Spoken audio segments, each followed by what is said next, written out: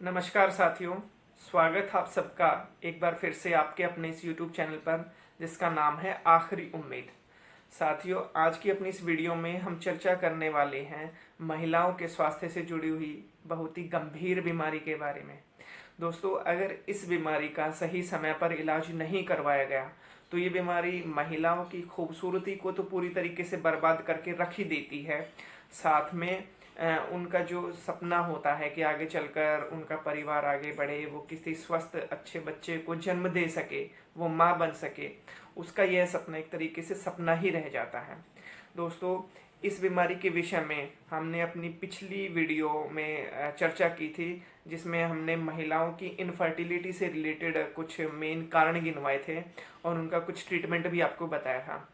साथियों, इस ये जो बीमारी है जिसको हम मेडिकली पॉलीसिस्टिक ओवेरियन डिजीज या पीसीओडी के नाम से जानते हैं, या मेडिकल टर्म में इसको पॉलीसिस्टिक ओवेरियन सिंड्रोम भी बोलते हैं।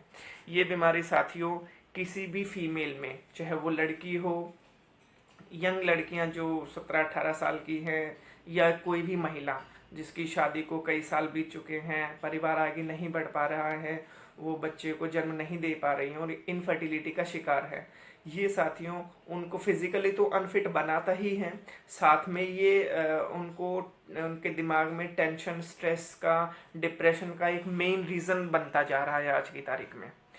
साथियों, ये जो बीमारी है पीसीओडी, इसको समझने से पहले अगर हम ठीक से ये समझ जाएं कि किसी भी फीमेल में जो उनका मेंस्ट्रुएशन साइकिल होती है वो किस तरीके से होती है, किस बॉडी पार्ट्स के ज़रिए ये रेगुलेट होती है, और अगर ये बॉडी पार्ट्स अपना फंक्शनिंग ठीक से ना करें तो उनको क्या क्या प्रॉब्लम हो सकती है, तो शायद हम ये पीसीओडी बीमारी क्या है इसको आराम से समझ सकते हैं, और इसका ट्रीटमेंट क्या है इसको भी हम आराम से समझ सकते हैं। साथियों, ये जो पीसीओडी बीमारी है कोई बहुत बड़ी बीमारी नहीं है। अगर इसका सही समय पर इलाज कराया जाए तो ये गारंटेड परमानेंटली ठीक हो सकती है। जैसा कि आप फोटो में देख पा रहे होंगे, किसी भी फीमेल के 5 मेन सेक्सुअल ऑर्गन्स होते हैं। ओवरी, ओविडक्ट जिसको हम फैलोपियन ट्यूब भी बोलते हैं, यूट्रस, सर्विक्स और वेजाइना। जैसा कि आप फोटो में देख पा रहे होंगे, किसी भी फीमेल में ओवरीज की जो संख्या होती है वो 2 होती हैं, लेफ्ट साइड में और राइट साइड में। सिमिलरली जो फैलोपियन ट्यूब्स होती हैं वो भी लेफ्ट और राइट दोनों साइड में होती हैं। साथियों, जो फीमेल बॉडी पार्ट है, ऑर्गन है, जिसको हम ओवरीज के नाम से जानते हैं, ओवरीज के मेन 2 फंक्शन होते हैं किसी भी फीमेल के अंदर। पहला जो मेन फंक्शन होता है उनका, फीमेल हॉर्मोन्स का प्रोडक्शन करवाना। फीमेल हॉर्मोन्स जो कि एस्ट्रोजन, प्रोजेस्टेरोन है, और हाँ, थोड़ी सी क्वांटिटी में टेस्टोस्टेरोन का भी प्रोडक्शन उनकी बॉडी में होता है। और जो सेकंड इम्पोर्टेंट फंक्शन है जो ओवरी का, वो है प्रेगनेंसी के लिए एग की फॉर्मेशन करना। दोस्तों, ये जो 2 मेन फंक्शन जो मैंने ओवरीज के बताए, ये मेन फंक्शन जो ठीक से हो सके, ओवरीज अपना फंक्शनिंग ठीक से कर सके, इस सारे फंक्शन को कंट्रोल करता है पिट्यूटरी ग्लैंड। ये पिट्यूटरी ग्लैंड फीमेल्स के ब्रेन में प्रेजेंट होता है। मेल में भी होता है, ऐसा नहीं है कि सिर्फ फीमेल में ही होता हो, लेकिन हम क्योंकि फीमेल्स के बॉडी पार्ट के बारे में बात कर रहे हैं इसलिए। तो ये जो पिट्यूटरी ग्लैंड है, ये 3 तरीके के कुछ हॉर्मोन्स को रिलीज करवाता है, ताकि किसी भी फीमेल में जो ये मेंस्ट्रुएशन साइकिल है वो ठीक से शुरू हो सके। जो फर्स्ट इम्पोर्टेंट हार्मोन जिसका पिट्यूटरी ग्लैंड प्रोडक्शन करवाता है ओवरी में, वो है फॉलिकुल स्टिमुलेटिंग हार्मोन या एफएसएच। सेकंड जो हार्मोन है, ल्यूटिनाइजिंग हार्मोन या एलएच हम जिसको बोलते हैं। और थर्ड इम्पोर्टेंट हार्मोन है गोनाडोट्रोपिन रिलीजिंग हार्मोन या जीआरएच जिसको हम बोलते हैं। दोस्तों, अगर ये 3 हार्मोन ठीक से रिलीज हो रहे हैं, ठीक से कम्युनिकेट कर रहे हैं, तो किसी भी फीमेल का जो मेंस्ट्रुएशन साइकिल है वो स्मूथली कंप्लीट होता है। किसी भी फीमेल का जो मेंस्ट्रुएशन साइकिल पीरियड होता है वो ऑलमोस्ट 28 से 32 दिन का होता है। साथियों, जो फर्स्ट इम्पोर्टेंट हार्मोन है जो पिट्यूटरी ग्लैंड से रिलीज होता है, जिसको हम एफएसएच के नाम से जानते हैं, उसका मेन फंक्शन क्या होता है, वो फीमेल्स की ओवरी में एग फॉलिक्यूल्स ग्रो करवाने का काम करता है। फॉलिक्यूल्स वो इनिशियल स्टेज होती है कि जिसके अंदर एग की फॉर्मेशन होती है। ये एफएसएच हार्मोन जब बॉडी में रिलीज होना शुरू होता है, फॉलिक्यूल्स ग्रो कर रहे होते हैं ओवरीज में, तो उस वक्त जो ये एफएसएच हार्मोन है इसका लेवल फीमेल्स की बॉडी में बहुत ज़्यादा हाई या बहुत ज़्यादा लो होना नहीं चाहिए। अगर ऐसा हुआ तो उनका जो मेंस्ट्रुएशन साइकिल है वो डिस्टर्ब हो जाएगा। इससे हम क्या कह सकते हैं कि जो एफएसएच हार्मोन है इसका मेनली काम क्या है कि जो सिर्फ नए फॉलिक्यूल्स की ग्रोथ करवाना ओवरी में। किसी भी फीमेल की जो ओवरी होती है उसमें एक मेंस्ट्रुएशन साइकिल में एक महीने में एक ही एग रिलीज होता है, और ये अल्टरनेटिवली लेफ्ट और राइट दोनों मतलब ओवरी से एक एक महीने में एग रिलीज होता है हर मेंस्ट्रुएशन साइकिल में। जो एलएच हार्मोन होता है साथियों, इसका काम क्या होता है कि ये जो फॉलिक्यूल जो रिलीज हुआ, जो ग्रोथ हुई ओवरीज में, उस फॉलिक्यूल्स का टूटना और उससे एग का बाहर निकलना, ये जो फंक्शनिंग कंट्रोल होती है ये इस एलएच ल्यूटिनाइजिंग हार्मोन से ही रिलीज होती है। और जब फॉलिक्यूल से एग बाहर निकलता है तब वो अपने जो मेंस्ट्रुएशन साइकिल की जर्नी है उसको शुरू करता है और फैलोपियन ट्यूब तक मतलब आगे बढ़ता है।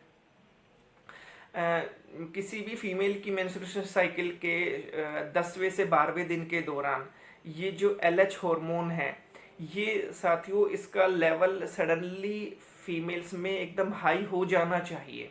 अगर ये नहीं होगा तो उनका मेंस्ट्रुएशन साइकिल पूरी तरीके से डिस्टर्ब हो जाएगा, जिसकी वजह से ही ये जो बीमारी है पीसीओडी शुरू होती है।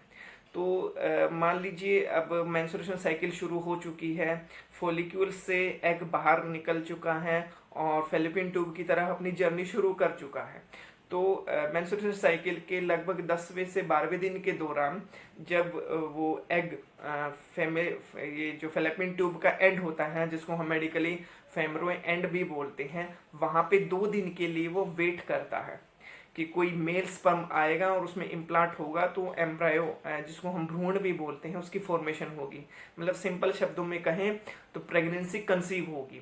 ये जो 2 दिन होते हैं जब ये जो फीमेल एग वहाँ पे वेट कर रहा होता है मेल स्पर्म का, ये जो 2 दिन का टाइम पीरियड होता है वो किसी भी फीमेल के लिए बहुत ज़्यादा अनसेफ होता है, जिसको हम मेडिकली ओवल्यूशन डेज भी बोलते हैं। क्योंकि इस दौरान जो है अगर कोई भी फीमेल अपने मेल पार्टनर के साथ सेक्सुअल रिलेशन बनाती हैं तो प्रेगनेंसी कंसीव होने के ऑलमोस्ट 99.9% चांसेस हो जाते हैं। नॉर्मल मेंस्ट्रुएशन साइकिल जो किसी भी फीमेल में होती है वो कुछ इस तरीके से ही होती है। अब सिचुएशन ये आती है, मान लीजिए कि भाई जो हमारी बॉडी में जो फीमेल्स की बॉडी में एफएसएच हार्मोन का प्रोडक्शन तो ठीक से हो रहा था।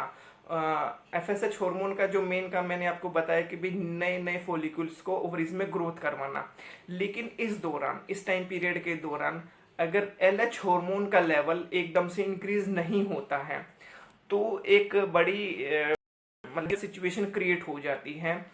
उसमें क्या होता है कि भाई नए नए फॉलिक्यूल्स तो ओवरीज में ग्रोथ कर रहे हैं, लेकिन जो एलएच हार्मोन की वजह से जो फॉलिक्यूल्स का टूटना और उससे एग बाहर निकलने का जो प्रोसेस है वो प्रॉपरली नहीं हो पा रहा है। तो इसकी वजह से क्या होगा कि जो ओवरीज के बाहर की सरफेस पे छोटे छोटे बहुत सारे सिस्ट हो जाएंगे, और इसी सिचुएशन को हम बोलते हैं पीसीओडी या पॉलीसिस्टिक ओवेरियन डिजीज, जैसा कि आप फोटो में देख पा रहे होंगे। दोस्तों यहीं से ये बड़ी खतरनाक बीमारी शुरू होती है, और इस बीमारी का जो नेक्स्ट स्टेज हम कह सकते हैं कि इस बीमारी से क्या क्या साइड इफ़ेक्ट होते हैं, क्या क्या प्रॉब्लम लड़कियों को और लेडीज़ को झेलनी पड़ती है। सबसे पहले क्या होता है कि जो थर्ड हार्मोन था जिसको हम जीआरएच के नाम से जानते हैं, ये जो हार्मोन है फीमेल्स के अंदर फीमेल हार्मोन एस्ट्रोजन और प्रोजेस्टेरोन का जो प्रोडक्शन है उसको तो ये स्टॉप कर देता है, और इसकी जगह मेल सेक्सुअल हार्मोन जिसको टेस्टोस्टेरोन के नाम से हम जानते हैं, इसका प्रोडक्शन बहुत ज़्यादा बढ़ा देता है बॉडी में, और जिसकी वजह से किसी भी फीमेल को बहुत सारी बीमारियां मतलब उसको कैप्चर कर लेती हैं, उसको एक तरीके से जाल में फंसा लेती हैं। जो टेस्टोस्टेरोन लेवल इंक्रीज होने की वजह से जो मेन बीमारियां जो किसी भी फीमेल में शुरू होती हैं, जैसे कि एनवोल्यूशन डेज। एनवोल्यूशन वो एक तरीके से पीरियड होता है किसी भी फीमेल के अंदर, किसी लड़की या महिला के अंदर, कि जिस दौरान या तो उसकी जो मेंस्ट्रुएशन साइकिल है वो कम्प्लीटली बंद हो जाए, होते ही ना, या फिर 3-3, 4-4 दिन में बार बार हो और थोड़े थोड़ी ब्लीडिंग हो। बहुत ज़्यादा आपने ऐसा सुना होगा कि भाई मेरे को पीरियड्स बिल्कुल हो ही नहीं रही हैं, 4 महीने 5 महीने हो गए, 7 महीने हो गए हैं, जिसकी वजह से मेंटली फ्रस्ट्रेट भी होती हैं, टेंशन डिप्रेशन में भी रहती हैं। और दूसरा जो मेन सिम्टम है इस बीमारी का, वो उनकी स्किन या तो बहुत ज़्यादा ऑयली हो जाएगी या बहुत ज़्यादा ड्राइनेस हो जाएगी, और उनका जो मसल ग्रोथ है, उनकी जो फीमेल्स की फिजिक है, वो एक मेल की तरह, एक आदमी की तरह ग्रोथ होना शुरू हो जाएगी। वो बिल्कुल देखने में ऐसी लगेगी जैसे कोई आदमी हो, कोई औरत ना हो।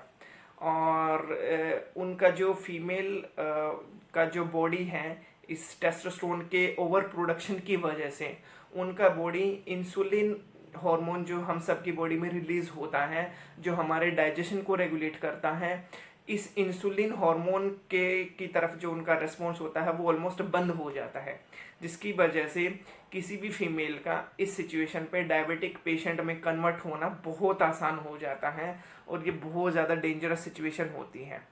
अगला जो मेन सिम्टम है पीसीओडी का, वो किसी भी फीमेल के अंदर जब ये टेस्टोस्टेरोन लेवल बढ़ता है तो उनके चेहरे पर बाल उगने शुरू हो जाती है।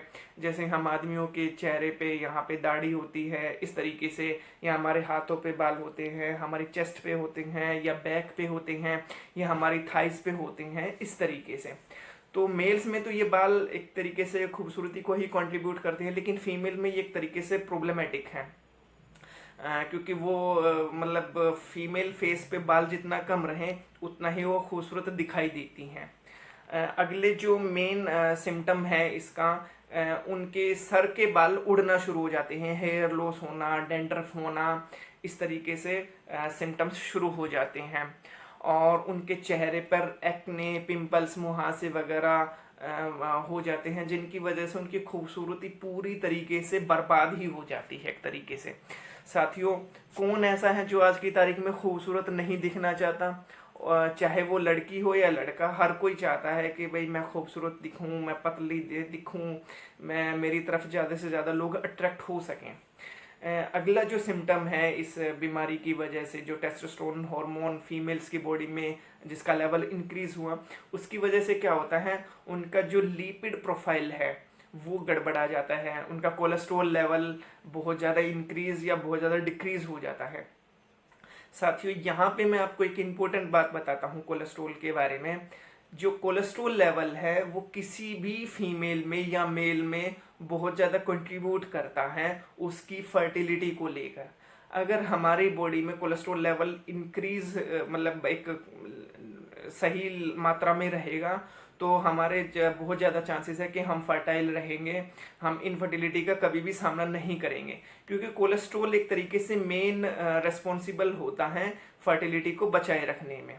और अगर ये कोलेस्ट्रॉल लेवल कम हो गया, जैसे कि आजकल हम ज़्यादातर क्या करते हैं, जो मेडिकली डायबिटिक पेशेंट हैं या जो बीपी के पेशेंट हैं, वो ब्लड थिनर के रूप में कोलेस्ट्रॉल कम करने की दवाई वगैरह लेते हैं, और उनकी वजह से उनका कोलेस्ट्रॉल लेवल तो चलो ठीक है कम हो जाता होगा, ब्लड थिन हो जाता होगा, लेकिन उनको साथ साथ इनफर्टिलिटी का भी सामना करना पड़ता है। उनकी सेक्स की इच्छा, जो लिबिडो सेक्स हार्मोन है, वो उनकी बॉडी में एक तरीके से बनना बंद हो जाता है, और सेक्सुअली एक्टिविटी उनकी ऑलमोस्ट बर्बाद हो जाती है। तो साथियों, जो कोलेस्ट्रॉल लेवल है, हमको नेचुरली जितना भगवान ने हम सब के अंदर एक बनाया है उतने उसको मेंटेन रखना ही चाहिए।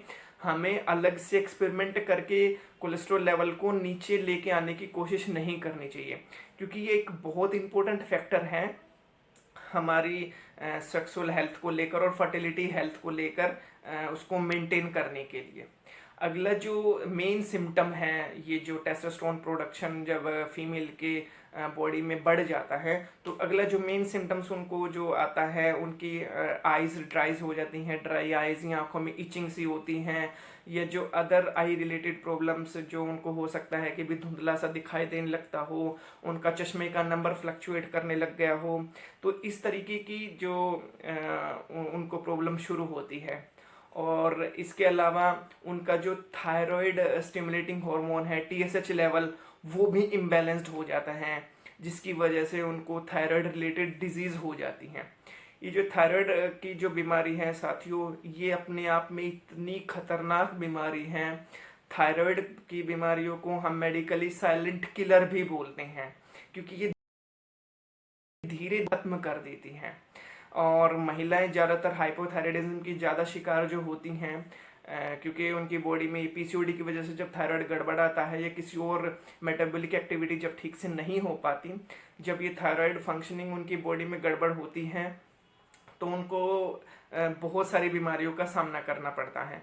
जो थायराइड की जो फंक्शनिंग है या जो थायराइड रिलेटेड डिजीज़ हैं, हम इसके बारे में डिटेल में किसी और वीडियो में हम चर्चा करेंगे। इसके अलावा जो अगला जो मेन लक्षण जो उनको दिखाई देता है इसकी टेस्टोस्टेरोन लेवल के बढ़ने की वजह से, उनका फीमेल्स का जो है वेट बढ़ने लगता है, वो मोटी दिखने लगती हैं, उनका वेट कंट्रोल नहीं हो पाता है, जिसकी वजह से उनकी खूबसूरती तो ख़राब होती ही है। साथ में एक और जो मेन उनको जो लक्षण या मतलब खूबसूरती का एक फैक्टर, एक पॉइंट कह लीजिए, जो उनको फेस करना पड़ता है, फीमेल्स की बॉडी के गर्दन के चारों तरफ एक ब्लैक या ब्राउन कलर का एक काला धब्बा सा स्पॉट सा उनको डेवलप हो जाता है, जो मतलब बड़ी मुश्किल से साफ होता है। जब ये इसका PCOD की बीमारी जब ठीक हो जाए, तो उसके बाद भी कई साल लग जाते हैं इसको दूर होने में। इसके अलावा जो सबसे खतरनाक जो लक्षण या जो कह सकते हैं बीमारी जिसकी वजह से कोई भी फीमेल जिस बीमारी में पड़ सकती है अगर उसका ना हो पाया, तो वो है ओवेरियन कैंसर। कैंसर साथियों इतनी खतरनाक बीमारी है, और मेडिकली तो मैं ये कह सकता हूँ कि कोई प्रॉपर या परमानेंट सॉल्यूशन इस बीमारी का है ही नहीं।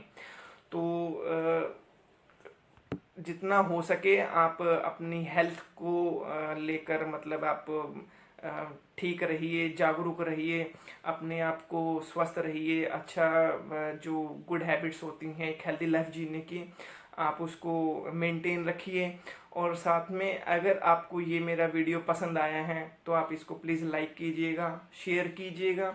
शेयर सिर्फ उन्हीं लोगों के साथ कीजिए जो मेरे माताएं बहनें जो इस बीमारी से गुजर रही हैं, या कोई और सीरियस मेडिकली कॉम्प्लिकेशंस उनको है उनकी बॉडी में, कोई भी सीरियस से सीरियस बीमारी जिसकी वजह से वो काफ़ी पैसा खर्च कर चुकी हैं, डॉक्टर पे डॉक्टर बदल चुकी हैं, और घरेलू नुस्खे सब कुछ ट्राई कर चुकी हैं, लेकिन कोई भी परमानेंट सॉल्यूशन आपको अभी तक नज़र नहीं आया है। आप ये इनफर्टिलिटी की या PCOD की बीमारी से या कोई और सीरियस मेडिकल कॉम्प्लिकेशन बीमारी जो आपके मन में घूम रही है, जिसकी वजह से आप लड़ रहे हैं, जूझ रहे हैं, या आपके घर में कोई और बड़ा बुजुर्ग या छोटे भाई बहन कोई भी इस बीमारी से लड़ रहे हैं, तो प्लीज़ एक बार आप मेरे से मिलिए। मेरा फ़ोन नंबर और क्लिनिक का पूरा एड्रेस नीचे डिस्क्रिप्शन बॉक्स में है। आप प्लीज़ एक बार मेरे से आकर मिलिए। भगवान ने चाहा तो मैं शायद आपकी इस बीमारी से को पूरी तरीके से जड़ से ख़त्म कर सकता हूँ। साथियों, जो मेरे चैनल का नाम है आपने ध्यान दिया होगा, आखिरी उम्मीद इस तरीके से मैंने नाम रखा है क्योंकि ज़्यादा जो है ना मेरे पास जो पेशेंट आते हैं वो इसी तरीके के आते हैं जो अपनी बीमारी के एडवांस स्टेज में पहुंच चुके हैं, जिनको कोई सॉल्यूशन आज तक मिला नहीं है, खूब पैसा खर्च कर चुके हैं, खूब डॉक्टर पे डॉक्टर बदल चुके हैं, लेकिन मेरे पास एक तरीके से वो आखिरी उम्मीद लेके आते हैं। और आज तक तो भगवान की दया से मैं उनकी उम्मीद पर खरा उतरा हूँ, क्योंकि जो भी मेरे पास आता है वो पूरी तरीके से ठीक ही हो जाता है। तो आप भी अगर किसी ऐसे हेल्थ चैलेंज से जूझ रहे हैं तो प्लीज़ मेरे से जल्द आकर मिल लीजिएगा। धन्यवाद।